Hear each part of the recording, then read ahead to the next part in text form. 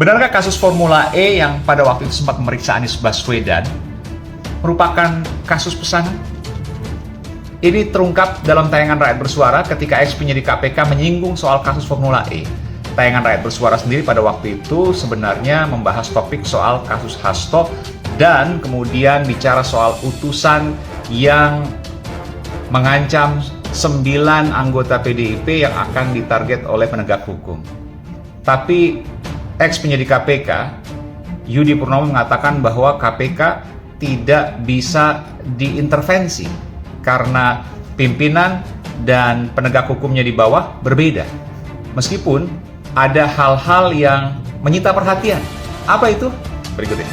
Kalau misalnya di KPK ya, megang pimpinan, belum tentu anak buahnya terima. Tapi permasalahan misalnya kasus Formula E, itu yang paling nyata. Oke. Ya, walaupun berkali-kali menyebut-nyebut waktu itu sempat Anies Baswedan waktu itu. Iya, Oke. walaupun berkali-kali ya ekspos gitu ya. Ya ketika misalnya Pak Anies nggak ada alat bukti yang cukup ya, Nggak bisa. ya nggak akan bisa jadi tersangka. Berapapun pimpinan dari zaman Firly ya, termasuk zaman sekarang gitu ya. Ketika memang orang di KPK kalau Bentar. terkait dengan penegakan hukum, Ini menarik nih, kasus Ya. Formula E. Ya. Berarti kan dipaksakan waktu itu kan?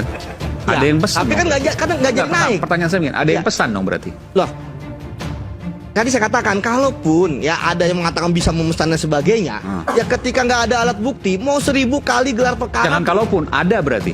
Kenapa? Pernyataannya harusnya ada dong. Karena kan dipaksakan. Enggak, kan penyelidikan itu kan pasti kan ada gelar. Ya. Formula E emang ada gelar penyelidikan. Ya. Pak Anies pun sempat diperiksa kan.